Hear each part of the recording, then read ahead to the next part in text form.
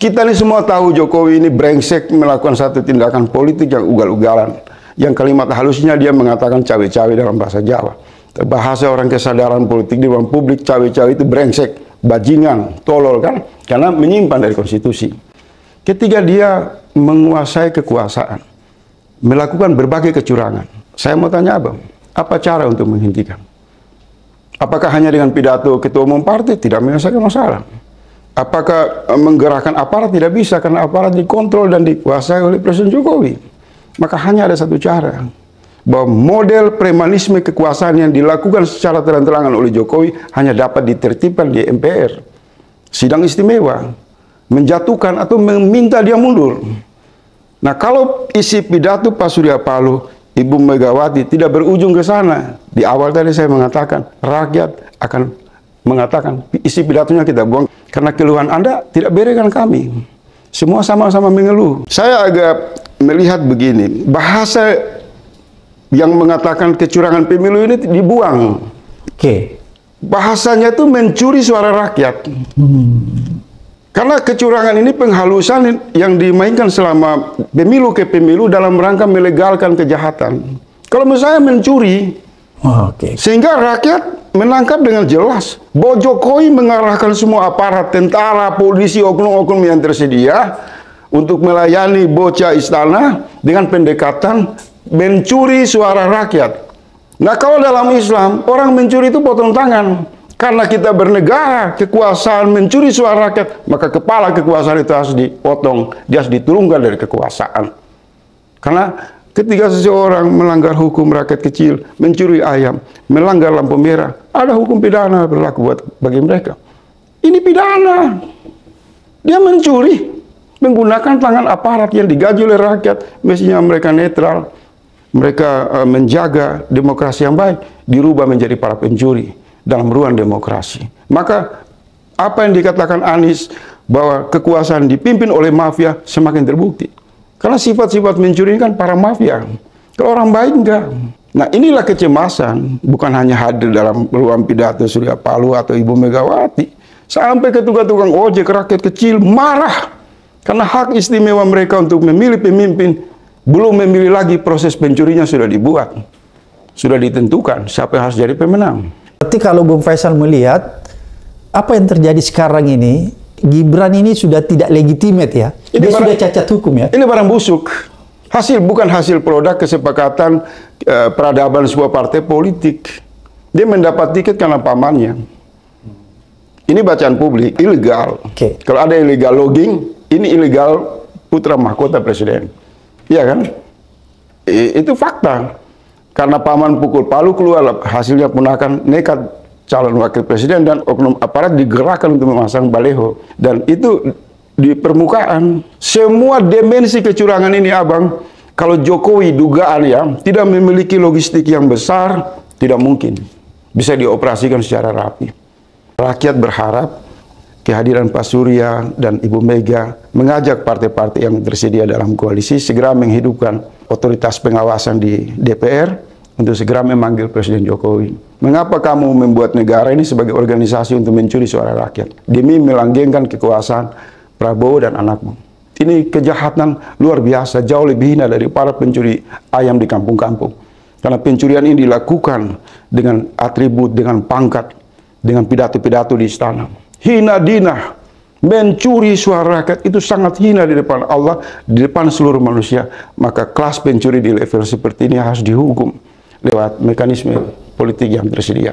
Konstitusi harus hadir di MPR, memotong rantai kejahatan ini. Kalau tidak, maka negara bisa mengarah kepada disintegrasi. Karena ingat, kita mengeluarkan ratusan triliun untuk pemilu. Tujuannya satu, selain menghadirkan pemimpin yang baik, dia mempersembahkan peradaban, demokrasi, dan menjadi perekat persatuan nasional. Tetapi ketika presiden terlibat mengarahkan oknum-oknum penegak hukum, aparat, untuk melakukan mencuri suara rakyat, maka sebenarnya tentara, polisi, dan presiden yang terlibat sementara mengarah kepada ancaman perpecahan nasional. Mereka ikut melakukan disintegrasi. Ini lebih jauh dari kejahatannya dari separatisme di Papua atau separatisme di Kalimantan. Karena separatisme itu kan terbatas. Esensinya sama, disintegrasi.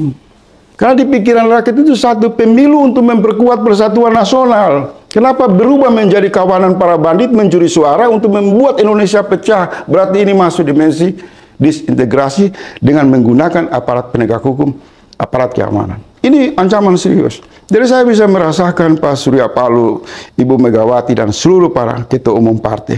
Bahkan mungkin Golkar, PAN itu juga tergoncang. Cuma mereka kan menunggu-nunggu. Kalau benar terjadi gabungan kekuatan partai pendukung Amin dan Ganjar ini punya kesadaran sama, pasti mereka lompat, Bang. Berarti kalau begitu Bung Faisal ingin katakan situasi sekarang seperti situasi tahun 1998 ya? Itu lebih bahaya.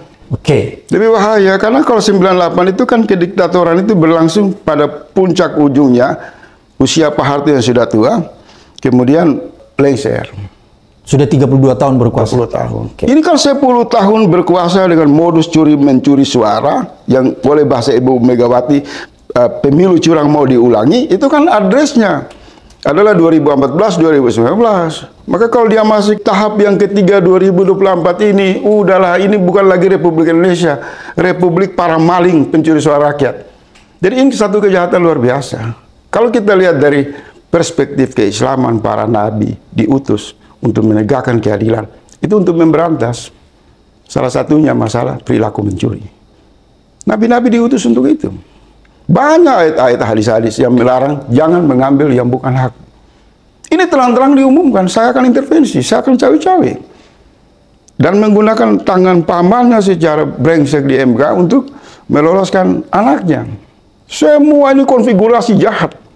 Satu panorama gelap, menyesatkan, jauh dari amanah dan konstitusi kita bernegara.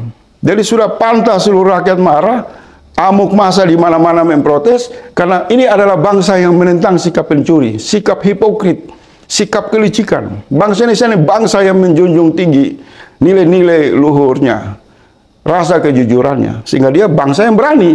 Tapi kalau dia dipandu oleh kekuasaan bermental pencuri suara rakyat, maka tahap demi tahap bangsa ini akan diperbudak, akan jauh lebih hina dan lebih rusak dari bangsa-bangsa di negara-negara lain.